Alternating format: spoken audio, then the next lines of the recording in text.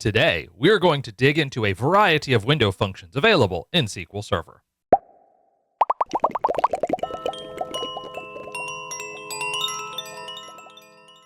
Welcome to this video on window functions. My name is Kevin Fiesel, and I'm the proprietor of Galaxy Services LLC, a consulting firm which specializes in work all across the data platform space, especially SQL Server.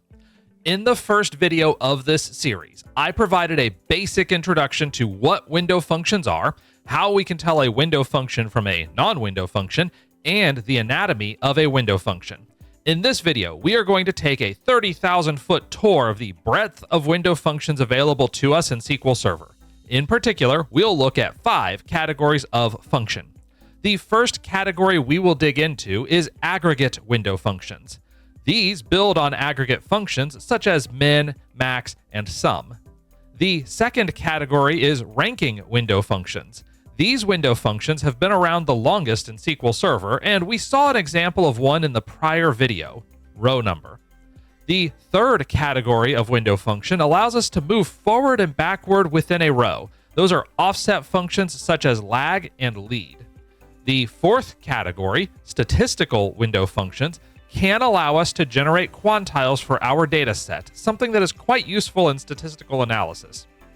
The fifth category, ordered set functions, are not actually window functions at all, but because they're second cousins of window functions, I'll talk about them as well.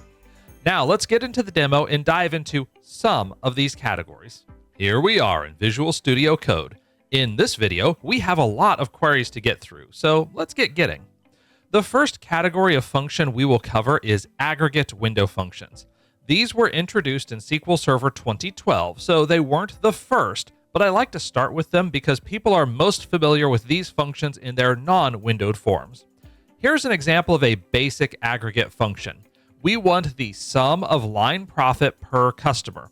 To calculate this, I include the customer ID in the select clause, as well as the sum function. Because I have a non-aggregated column and an aggregation function, I need a group by clause that includes all non-aggregated columns. This query runs successfully and it returns 735 rows, but there is one important thing to note. It is not a window function. As we learned in the prior video, if there's no over, there's no window function. As a result, let's turn this into a window function. The easiest way to do this is simply to add the over clause. Boom, window accomplished.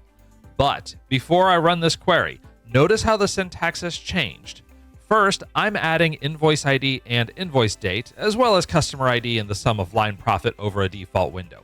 That's not a big change, but I did want to note that I'm adding a couple of extra columns. Second, what is a big change is that I no longer have a group by clause in here. That's because window functions are not aggregative in nature. I'll show you what I mean by running this query. We will get back, after some amount of time, 1,753,051 rows when we run the query. One row for each record in the invoice lines table. We are clearly not grouping together rows in the invoice lines table, but we do generate a value for total profit, and that value is quite high. It's also the same for each record in the result set. The reason is because of our window frame. For an aggregation function like sum, the default window frame, when we have no partition and no order by clause, is range between unbounded preceding and unbounded following. In other words, we are looking at the entire data set as our window frame, and we're looking at it that way for every row in that table. So what happens when we start diverging from the default frame? Well, let's add a partition by clause and break this out by customer ID. I still don't need a group by clause, and I still will get back the same number of records. For each customer, I'll get the same dollar amount for total profit, though as I scroll down through customers, we can see that the value changes for total profit from $841,138 for the first customer to $861,622.45 for the second, and so on. The reason for this is that the partition by clause allows us to pre-filter our data on the partition columns. In this case, we're pre-filtering by customer ID. So we look at all of the rows with customer ID of 1 in a window, then all of the rows with a customer ID of 2, and so on. And again, our frame is range between unbounded preceding and unbounded following, so that part has not changed.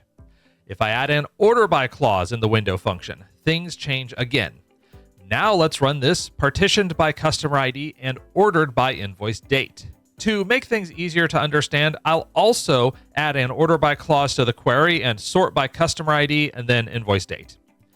Now we see the individual invoice lines profit followed by a running total of all line profits up to and including that line. But we can already see something weird here. The first row has a line profit of $260 and a running total of $316. And it stays the same on the second row, even though the line profit here is $56. Unless, of course, this run flips the script on me and puts $56 up top and $260 below. I'll talk about that in a moment. But this behavior that we see happens because our partition is on customer ID and order by is on invoice date. In the event that there are two records for the same customer ID that have the same invoice date, we have a tie. And our default frame when we have an aggregate function with an order by clause is range between unbounded preceding and current row. This is different from what I said the frame was in the first two examples, and it has to do with the order by clause changing what the expected behavior should be. SQL Server is pretty smart about how it handles this, as if you have an ordering in your window function, you probably want to make use of that ordering. That said, we don't need to take the default frame. We can make our own frame. I'll start by replicating that prior default frame, making it explicit in this next query. Here we can see the frame of range between unbounded preceding and current row. If I run this query, you can see that the results are exactly the same, just as the prophecy foretold.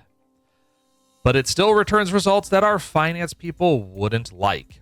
They don't want to see $316 in the running total profit column after the first row because it's not $316, it's $56 or $260, depending on the luck of the draw.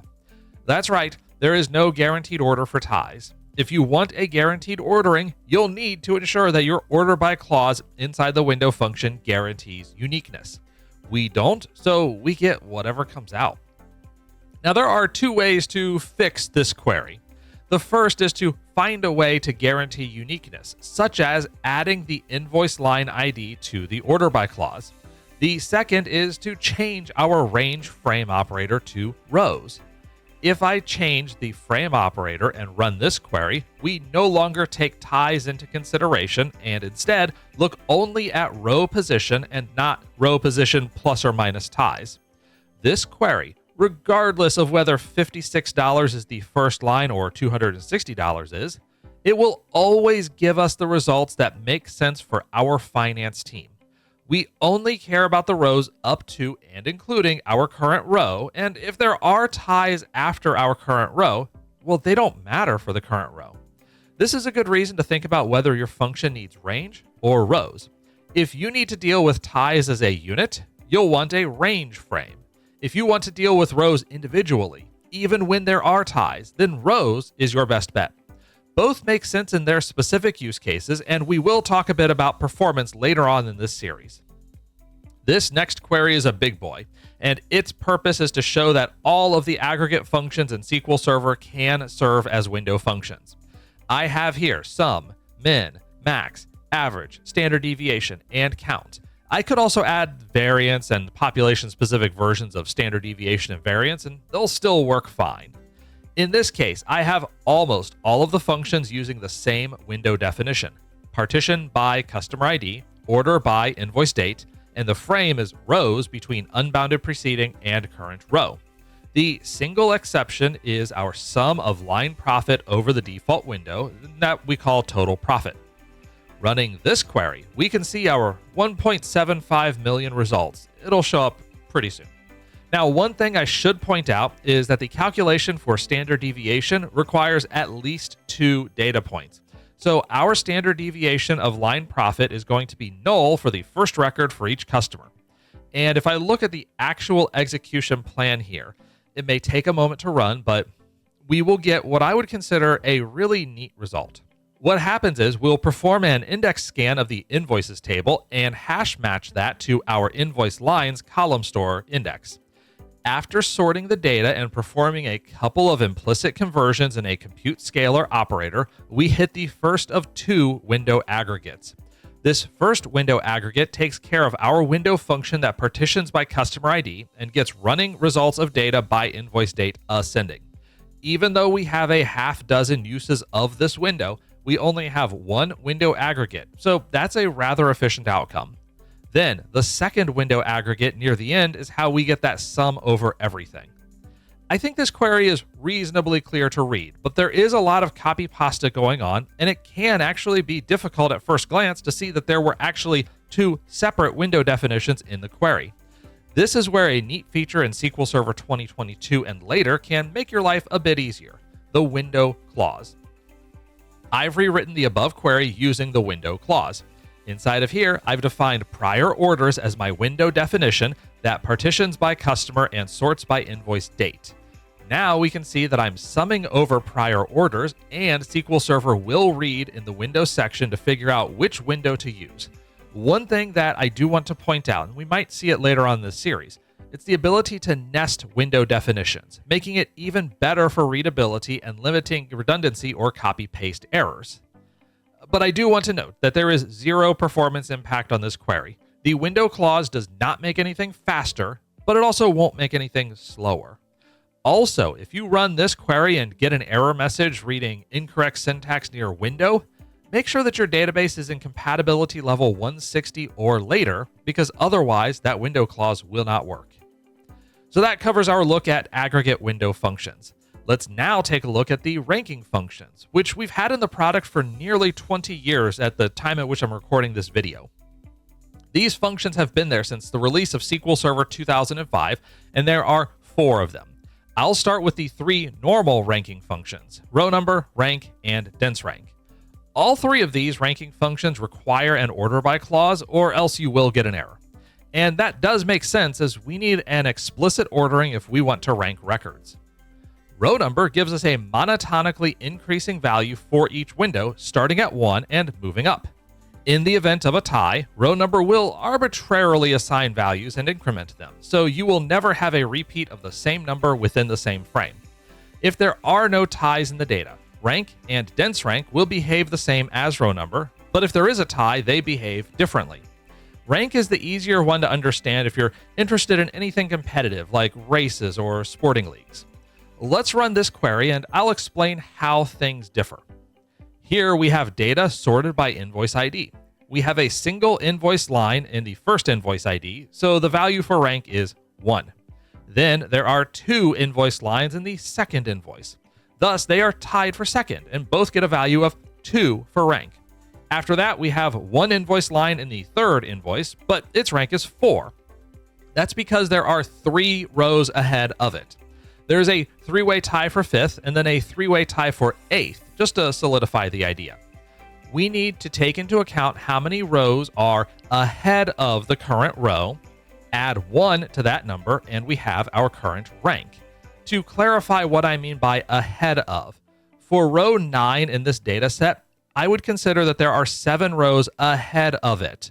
There are also 2 rows that are tied with it. Those are ties, they're not ahead of row number 9. Thus, the rank is 7 plus 1, or 8. Yes, there is a row number 8 that is tied with row number 9. It's not ahead of in this case. Dense rank, meanwhile, is the number of unique levels we see in the data. We collapse any gaps and will increment by 1 with each new level. Thus, we have rows 2 and 3, both of which are on the second level. The next row, row number 4, is on level 3 because there are 2 unique levels ahead of it. Rank and dense rank will always match in terms of rows within the same level having the same value, and that difference is just what number you get back for the value.